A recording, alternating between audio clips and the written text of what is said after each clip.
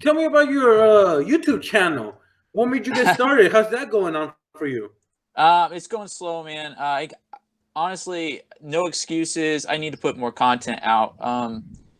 My goal was to have like a really niche channel similar to like Rally Roots or something like that, like doing a reselling channel.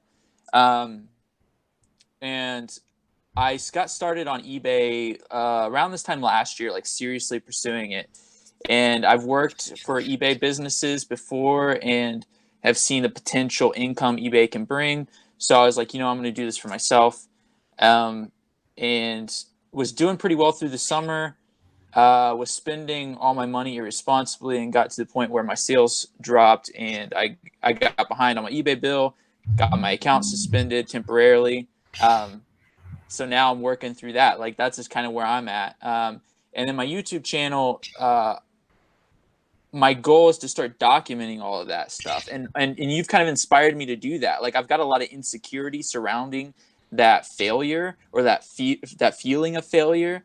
And but seeing your beginnings in your YouTube channel was just like it's super humbling to me because I can relate.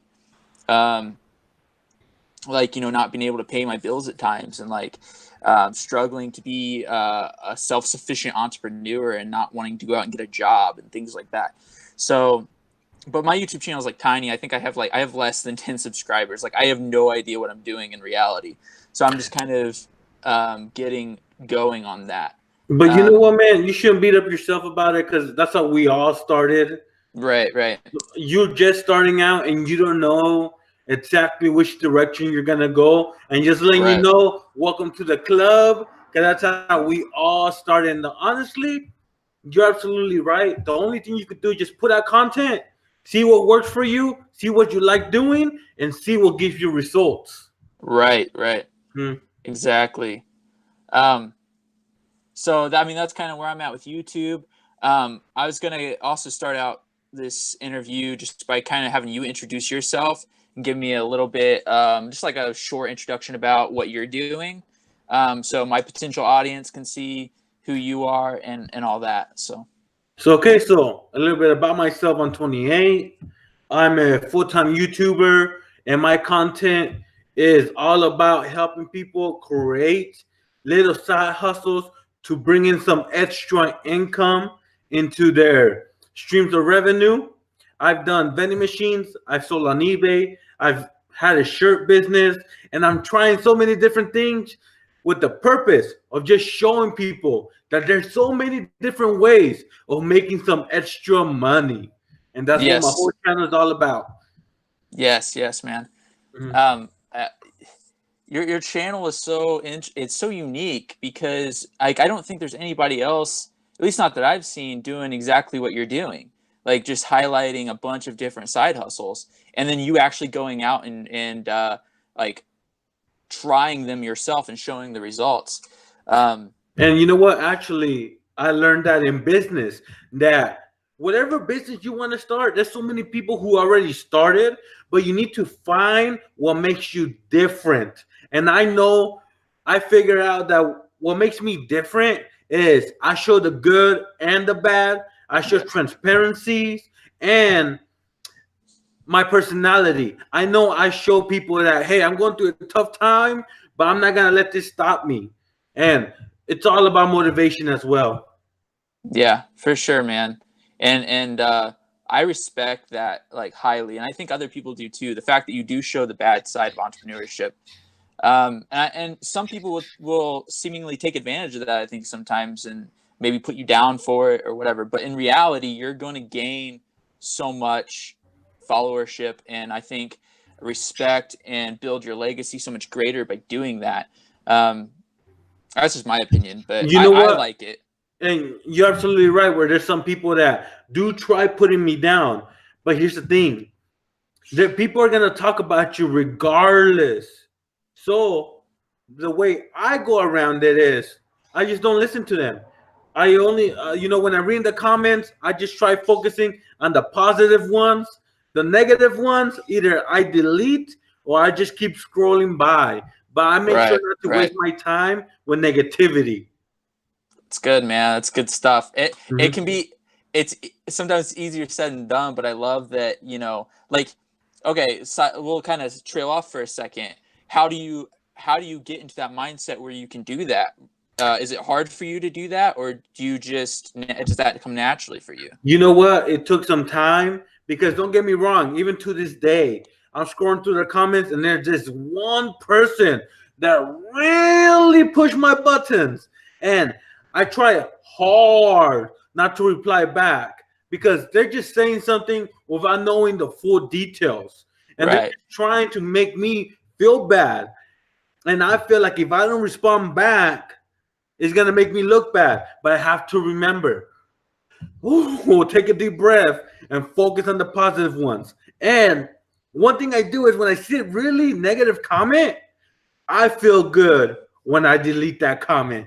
Because, I mean, thank you for wasting your time and writing that comment that nobody else is going to see. That's kind of Right, my way of right. getting back at him. Yeah, it's nice to have that power, like for sure. Does YouTube penalize you for things like that? Like, I honestly don't know. No, you could delete Okay. as many comments as you want, but here's the thing: if you delete too many, people are gonna think you're making the comment section only talk good about you. You know what I mean? Right, Like right. you're only leaving the good comments. What about the bad comments, Reyes? So I pretty much don't like to mess around with the comment section, but every now and then, oh man, I get that one comment that I'm like, "Ooh, bro, I dare you to say that to my face," and I just delete that comment. But I make sure not to overdo it. Right, Mhm. right. Okay, I feel you. Okay. Yeah, I'm human, man. I'm human, just like anybody else. Right, right. I haven't quite hit that point. I mean, obviously, I haven't hit that point yet. It's something that in like deep down in the back of my head, I'm kind of scared of, like that there's an insecurity there of like, you know, the haters, and when I finally build this platform, there's going to be those people that just, you know, to get in But your you know head. what? But I completely understand what you're saying, but think about it like this. Let's just say only 1% of your audience is negative. So if you have 100 subscribers, there's only going to be one or two guys that are really just toxic and negative. yeah, Once you get to, that's so let's true. say, 100,000, now you have 100 or so people telling you, hey, this and that. So the percentage is there, 1% of negative people. But the more subscribers you get, the more negative people. But that's why it's very important to start training now and try focusing on the positive, the supportive people. Like one of the things I did with my channel was I call my supporters the real ones. And pretty much showing love to my real ones drowns out the negativity. Yeah, man, that's so true. It's so true. I mean, when you think about it, you know, people like Kim Kardashian, she probably has more haters than she does people that love her, but she has millions upon millions of people that love her, so it doesn't Yeah. matter, you know. I mean, that's just a random example, but it's just kind of a good way to look at it. Yeah. And I you was just gotta, honestly, man, if you want to do this, you have to grow thick skin. Because yeah, anything you say will be used against you sooner or later. yeah, yeah. Mm-hmm. But yeah, I mean, I think Gary Vee talks about, you know, that's the beautiful thing about transparency, though, is like if you put it out there and you own it, nobody can really hold that over you, man. I mean, Exactly. yeah, that's true. All right, man. I was gonna ask you, like, you're obviously a purebred entrepreneur. Like, there's no doubt about it. Like, how much you hustle, the things that you do, you know, what. But one thing I wanted to ask, because I think it's interesting, is what was the first kind of entrepreneurial hustle you did, whether it be in high school or middle school or even before that? Like, was there something that you did that was like you got the taste of entrepreneurship in your mouth and you were like, this is what I want to do? You know what? Here's the thing about that. When the reason I'm so creative with finding ways of making money is because when I was growing up, I come from a single parent home, and I remember seeing my mom struggling to pay the bills. And me being the oldest male in my family, I felt I need to find a way of making money to help. I didn't have the knowledge I have now to start a hustle, but I tried. I remember in high school, I tried selling chocolate bars. So I went to the store, invested on buying like a dozen chocolate bars, went to school, asked two people if they wanted to buy some. They both said no. So I just ate all the chocolate bars myself because I failed. Uh, that Yeah. the knowledge and like, of course, I don't have the knowledge I have now, but I didn't let that stop me because eventually I came back to business and I just kept trying things. And the shirt business was the first one that really took off. And I really tried making it my full-time income. And eventually it did become my full-time income. That's fantastic. And that's kind of what you got started on YouTube doing, right? Was the shirt business? No, to be honest, I started with collecting cans, selling chocolate bars. I did a whole bunch of different little hustles Okay. until I saw that once I started making shirt videos, that's when I started picking up track. Okay. Picking subscribers. So see, I tried a whole bunch of different things, but when I found out that shirt videos were getting views and subscribers, I kept doing that.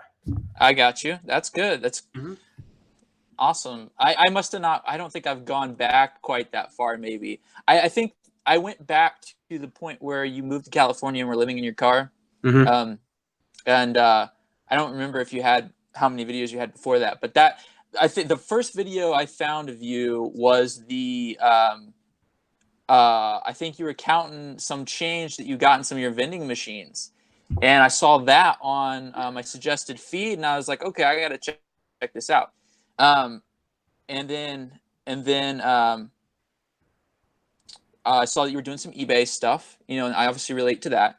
And then I went back into the archives and was really seeing your humble beginnings and I mean, just and I don't mean this I don't mean this personally, but like your first few videos I watched, I wasn't sure how like genuine you were. You know what I mean? Yeah. You've got a very like outgoing personality. You're perfect for YouTube, and you've got this great kind of persona that you put out in the videos, and it's you. I mean, it's genuine. And then when I watched your early videos, like that like was a nail in the coffin for me. I was like, this guy is pretty legit. I love, just how honest he is. And so you definitely earned my followership like right then and there when I saw the transparency of your kind of early videos. And you know what, man? To be honest, I get those comments constantly where someone tells me, hey, the first video I saw, I thought you were a total scammer. But the more videos I saw, the more you gave my respect. Right. But here's the thing. I'm not trying to convince anybody. Like, if they see me as a scammer or they see me like this and that, hey, I'm going to keep doing me regardless. For sure, man. I mean,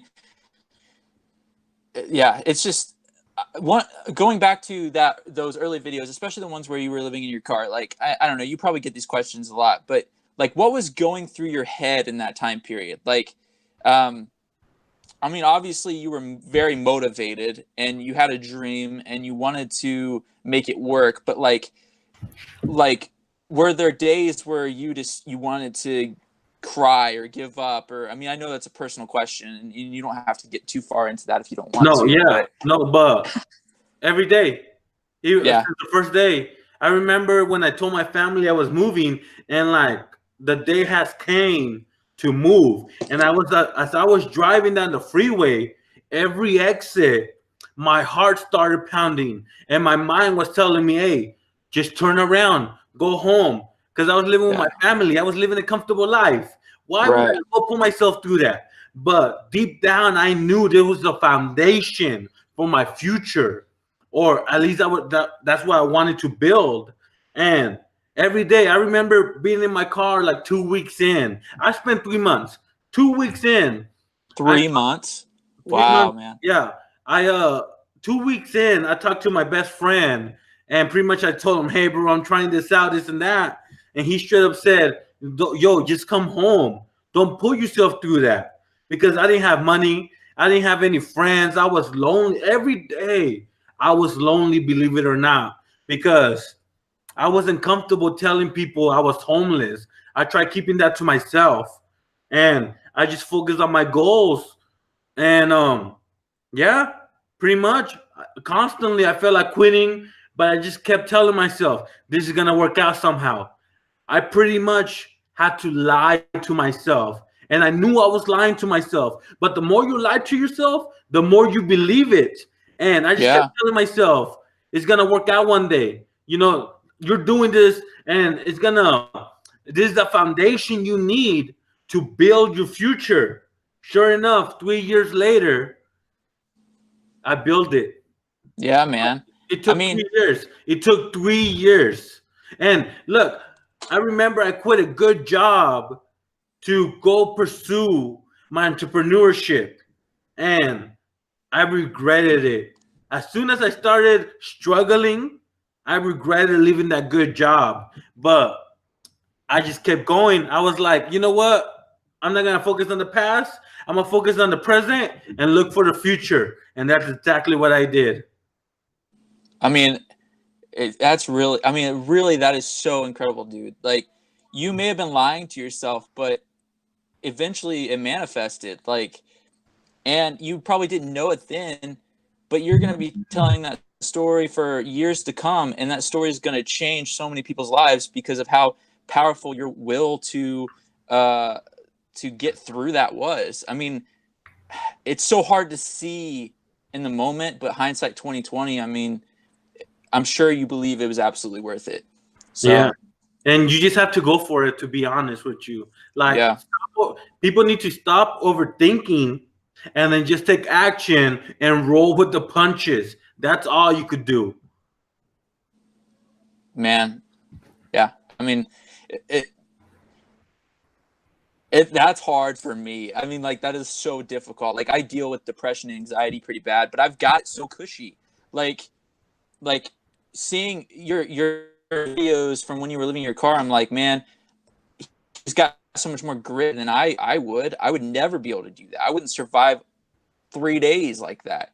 And so, like, it makes me feel so like such a wuss, but at the same time, I'm like, it's motivating. It's very motivating to kind of grow in that personally for myself. So I really appreciate that, man. I appreciate the content you put out so much. Give me 1 second, man. No problem, man. All There you right, go, man.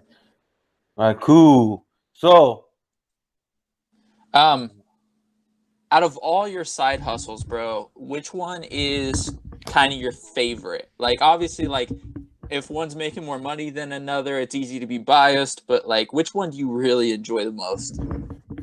you know what? To be honest, YouTube. Really? I Oh see yeah, you. of course. Of Yeah, course. I see YouTube as my next side hustle. I enjoy it because I'm actually teaching people, which is Right. one of my big passions, teaching. Yeah.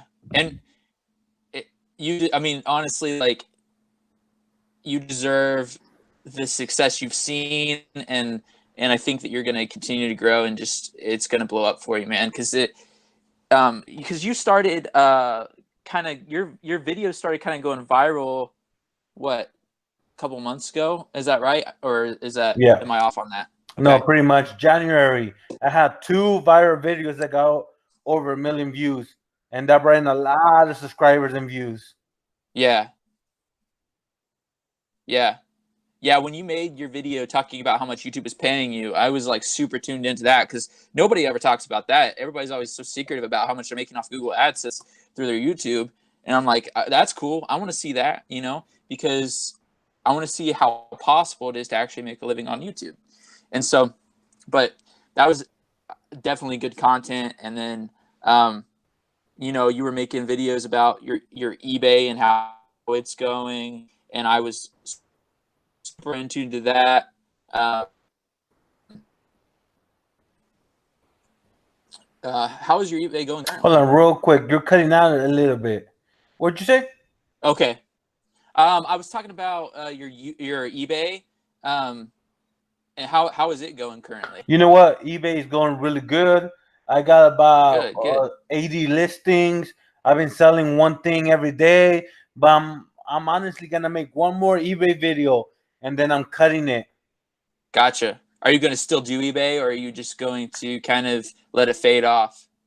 Pretty much let it fade off. I It's feel you, man. Yeah. it's time for me to try something new. Here's the thing. Yeah. I love not only do I love teaching, I also love learning. So Right.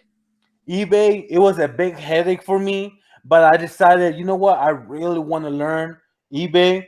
I learned it. I started making sales. It's time for me to move on. I got you. Okay. Yeah.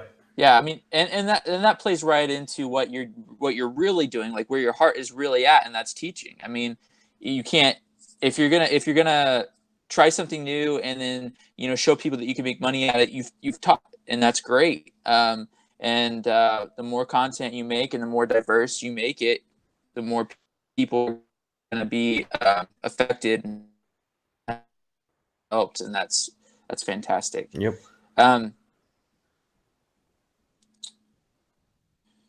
Okay, I have to ask, and I kind of get the context to this, but like in every video, you refer to, but Reyes, what about the gas? And you always see it in your comment section and stuff like that. What's the story, like the actual story behind that? And just for my viewers to hear. I did a vending machine video where I went to go collect, Yeah. and I took out how much the candy cost me, and I took out the commission I paid to the store owners, leaving me my profits. But then everybody was asking me, Reyes, what about the gas? Because you drove to those locations. Well, I live in a small town. I'm not gonna spend a lot of gas. But the next video, I made sure to say, I know what you guys are gonna ask me, but Reyes, what about the gas? So I'm just gonna tell you, and then you just got on. Now pretty much everybody's like, everything I make, let's say I ship something on eBay, but Reyes, what about the gas? Like, it's like, it's just something fun they say. Yeah, and I mean, there's always those people too that are gonna make those comments. Like I see it in Gary V's comments too. Like when he was out doing the rummage sales to sell on eBay, people were always like, "But Gary, you're spending so much money in gas and blah blah blah." And it's just people who make objections. It caught on, and everybody's kind of trolling it. That's funny. I don't know. You might have already done this, but I can totally see you making T-shirts with that saying on it and selling them. That'd be fantastic. You know what? It might, maybe. Yeah, that'd be great. But,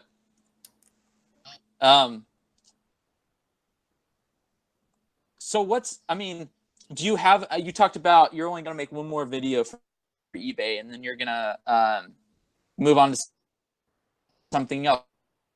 Do you know what that something else is, or do you want to share that yet? Maybe you obviously may not want to put that out there yet because can you repeat that one more time? Spoiler alerts and things.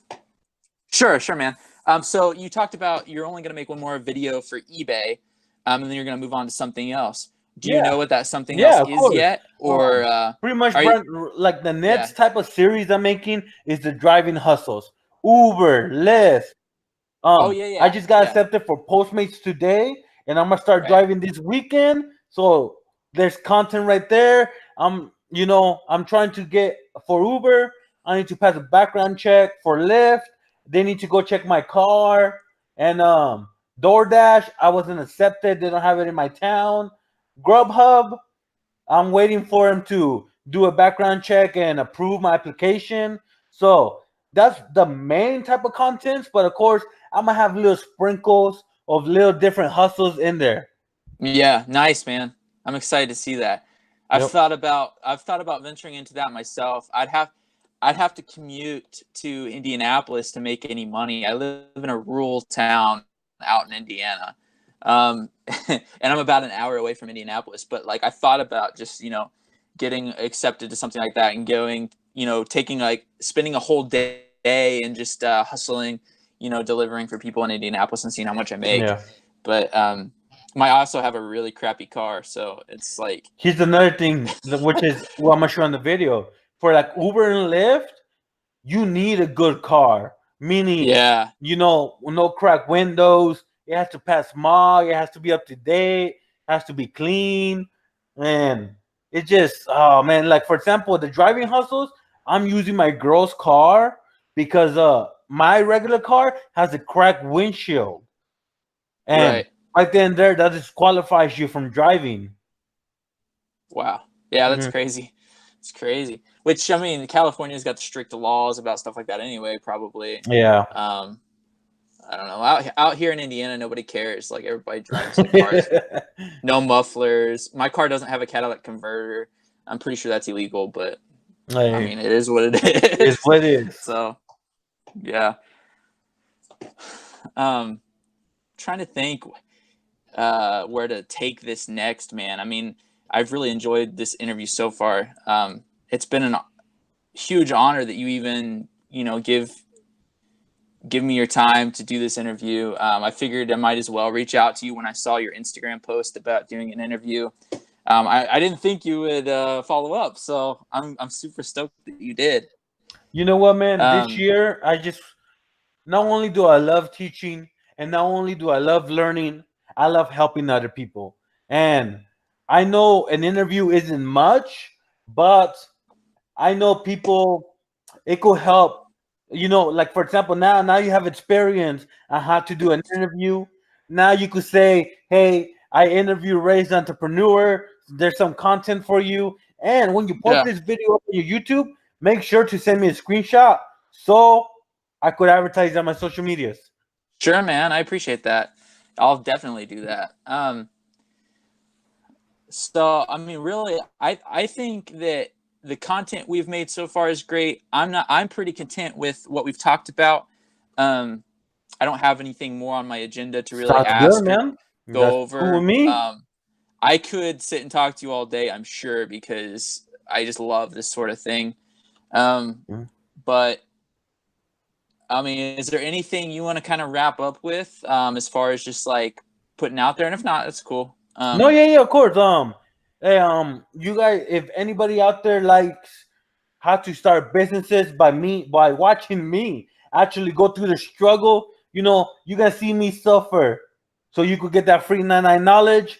Follow me on YouTube, Facebook, and Instagram, Reyes the Entrepreneur. And I just want to say thank you so much, Zach, for giving me the opportunity to be on your channel, man. No, it's an honor, man. It really is. Um, I love that free 99 knowledge, man. I'll stick around on your channel for years to come just for that free 99 knowledge. Of But course, man. Yep. yeah, man, I appreciate it. What time is it there right now for you? It's like 4, It's 3:55. Yeah, about 3:55. Nice. Well, I hope you have a good afternoon, man. And maybe we can collab again sometime. I hope so. I'm But down, man. And you have a great day, all right, Zach, and keep in touch, you bro. too, for sure, man. I will let you know when I release this. I'll see you All right. later. Bye. Bye.